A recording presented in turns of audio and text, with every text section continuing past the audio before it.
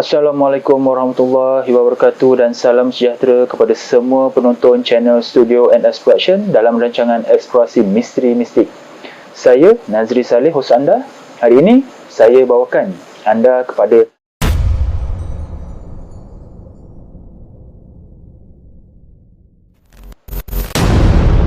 sumber maklumat yang kami perolehi dari kaedah ilmu kebatinan secara Islam, iaitu Al-Haq.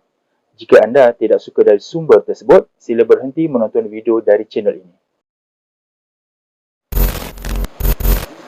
Sebelum saya teruskan video ini, bantu saya dengan tidak skip iklan ketika menonton video di channel ini. Subscribe channel ini kepada yang belum subscribe dan share video ini, semoga ramai yang akan dapat manfaat, dan pastikan anda menonton video ini sampai habis supaya anda faham secara menyeluruh berkenaan sejarah yang ingin disampaikan. Sejarah Kesultanan Johor Lama bermula apabila ananda Sultan Mahmud Shah, Sultan Melaka Terakhir dan Tun Fatimah bernama Raja Ali dan juga digelar sebagai Raja Alauddin telah menjadi Sultan Johor pertama dengan menggunakan gelaran Sultan Alauddin Rayat Shah II. Pada tahun 1540, Sultan Alauddin Rayat Shah II berpindah dan membuka Johor Lama. Baginda telah pergi ke Aru bagi membantu Ratu Aru dari ancaman Aceh. Kemudian Sultan Aceh telah menyerang Johor Lama dari Aru. Sultan Alauddin Rayat Shah II telah ditawan dan dibawa ke Aceh dan dibunuh di sana, dan dengan itu baginda disebut marhum syahid di Aceh. Pada tahun 1564, dengan perkenan Sultan Aceh, anak almarhum Sultan Alauddin Rayat Shah II iaitu Raden Bahar telah ditabalkan menjadi Sultan Johor bergelar Sultan Muzaffar Shah. Selepas setahun bersemayam di kota Johor Lama, baginda memindahkan pusat pemerintahan ke Seluyut sehingga baginda mangkat pada 1570. Baginda telah digantikan oleh Sultan Abdul Jalil Shah I. Semasa ditabalkan, baginda berusia 8 tahun dan segala urusan pentadbiran kerajaan dijalankan oleh Bendahara Seri Maharaja Tun Hisap Misai.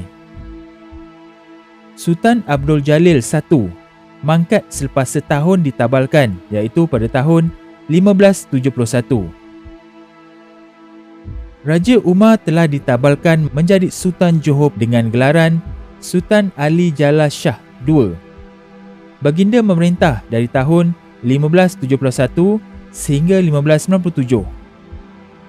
Pada tahun 1573, baginda bersemayam semula di kota Johor Lama dan membaik pulih kota pertahanan yang telah ditinggalkan selama 9 tahun dari tahun 1564 sehingga 1573.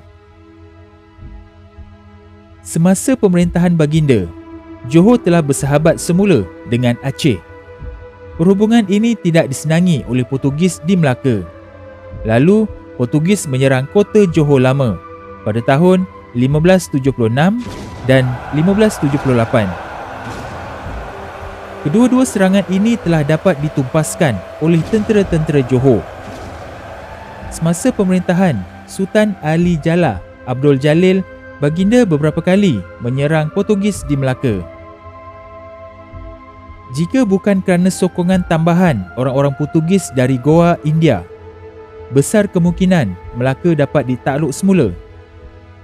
Johor yang dianggap sebagai ancaman kepada Portugis di Melaka akhirnya telah diserang dan ditewaskan oleh Portugis pada 15 Ogos 1587. Johor Lama telah dikepung selama hampir 1 bulan oleh angkatan Portugis yang besar. Sultan Ali Jalal Abdul Jalil berundur dan membuat pusat pemerintahan baru di Batu Sawar sehingga baginda mangkat pada tahun 1597. Kota Johor Lama terbiar buat seketika hinggalah zaman pemerintahan Sultan Ibrahim.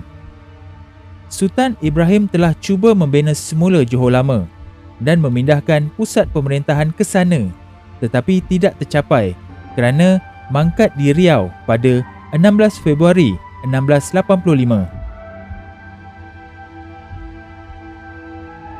Kota Batu Johor Lama menjadi tempat bersemayam sementara Sultan Mahmud Shah II.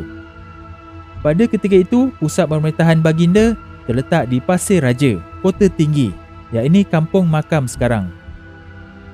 Selepas baginda mangkat, Kota Johor Lama tidak digunakan lagi. Kegemilangan Kota Johor Lama di dalam sejarah pemerintahan Kesultanan Melayu Johor tidak boleh dipandang ringan. Ia menjadi ibu negeri sebanyak 2 kali, iaitu pada zaman pemerintahan Sultan Alauddin Rayat Shah selama 24 tahun dan pada zaman kemuncak kegemilangan Sultan Ali Jallah Abdul Jalil Shah II selama 13 tahun. Pada ketika ini, yang wujud hanyalah tinggalan kota yang dipelihara berterusan.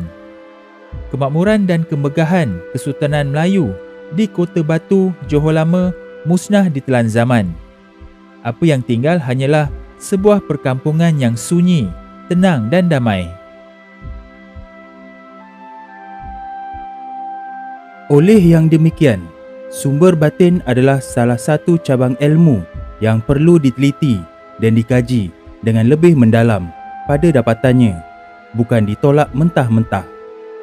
InsyaAllah dalam video ini, saya dan Puan Ita akan jawab persoalan ini berdasarkan maklumat dari sumber batin. Apa yang akan saya sampaikan ini terpulang kepada anda sama ada ingin percaya ataupun tidak. Nasihat saya, jangan terus menolak dan jangan pula terus menerima bulat-bulat selagi anda belum dapat fakta sebenar atau meyakini melalui hati nurani anda.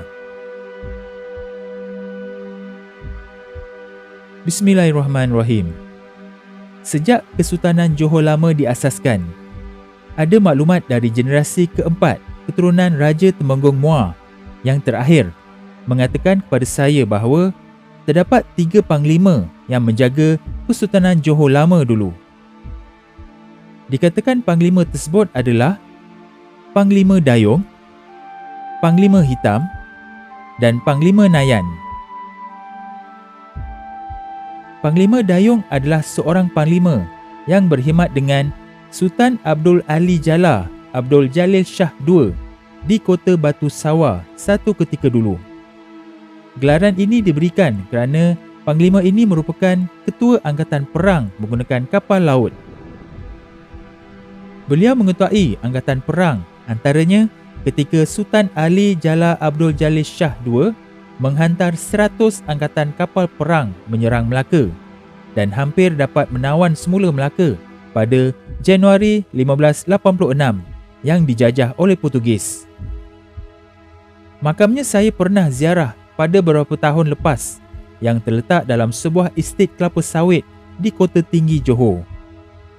Makamnya berdekatan dengan Sungai Johor yang memisahkan makamnya dengan makam Sultan Abdul Ali Jallah Abdul Jalil Shah II. Ini menyebabkan untuk ke makam Panglima Dayung menggunakan jalan darat menjadi sangat jauh. Menyingkap kewujudan Panglima Hitam, sejarah telah menunjukkan di mana setiap sultan mempunyai pengawal peribadi yang sangat handal dalam pertempuran yang digelar Panglima Hitam. Maknanya, Panglima Hitam ini merupakan satu nama gelaran dan bukan hanya tertakluk pada seseorang individu sahaja. Dalam sejarah negeri Johor, terdapat 2 individu yang bergelar Panglima Hitam, iaitu Panglima Hitam di Muar yang bernama Baginda Zahiruddin, berasal dari Padang Pariaman, Minangkabau, Sumatera. Beliau merupakan pengasas kepada silat lintau pada abad ke-16. Panglima Hitam di Segamat yang merupakan panglima ketenteraan dan telah berjaya mengalahkan kumpulan pemberontak dalam Perang Jementah yang berlaku di kawasan Segamat. Kesimpulannya, nama Panglima Hitam ini telah digunakan dan menjadi simbol kepada seseorang yang tinggi ilmu kependekaran selain mempunyai sifat berani dan setia kepada raja dan negara.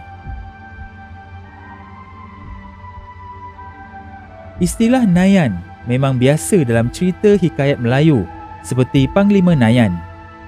Dalam sesebuah kerajaan mempunyai wilayah-wilayahnya atau daerah, dan setiap wilayah itu ditadbir oleh seorang pegawai yang dikenali sebagai Nayan.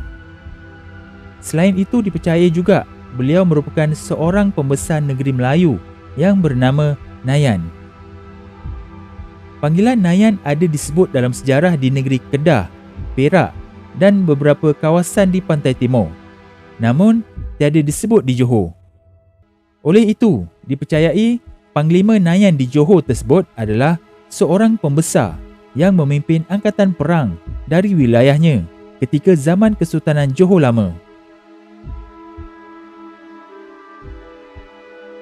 Selain 3 orang panglima ini, terdapat juga seekor harimau yang menjaga Kesultanan Johor Lama sejak penubuhannya bermula dari Sultan Alauddin Rayat Shah II. Harimau ini jenis harimau belang dan harimau ini bernama Dewa Sapri yang menjadi kedaulatan Kesultanan Johor Lama. Harimau tepuk dan dengkis adalah harimau yang kemudian diketahui oleh masyarakat Johor.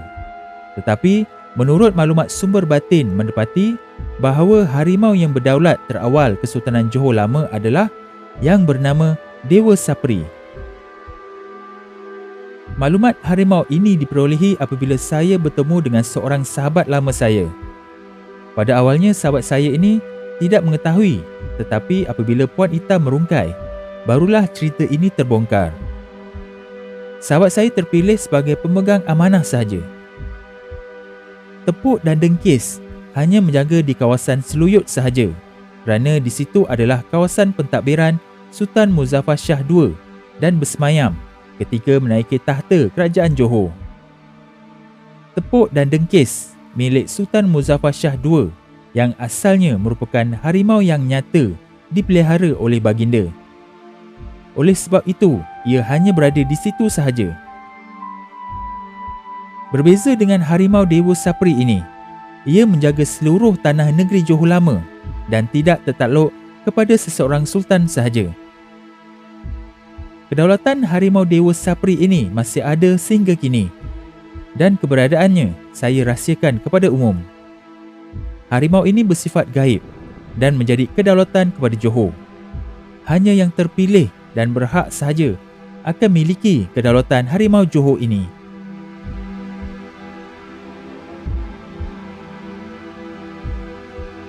Jadi itu saja video untuk kali ini, diharap dapat memberikan sedikit pendedahan kepada generasi kini dan akan datang, juga memberikan sedikit maklumat kepada pengkaji dan peminat sejarah supaya dapat merungkaikan lagi sejarah ini. Jangan lupa sertai ahli member channel Eksplorasi Misteri Mistik ini dengan klik pada butang join di bawah video ini atau klik link pada ruangan description. Terdapat 4 pilihan peringkat package yang disediakan. Untuk penerangan lanjut, sila klik join sekarang dan anda akan dibawa kepada video penerangan berkenaan package-package tersebut. Anda juga boleh bantu saya dengan membeli baju Eksplorasi Misteri Mistik ini di Shopee untuk saya mengumpul sedikit dana bagi meneruskan rancangan Eksplorasi Misteri Mistik ini. Tanpa sokongan anda sukar untuk saya teruskan program ini. Dapatkan maklumat lanjut berkenaan pembelian pada bahagian description di bawah video ini.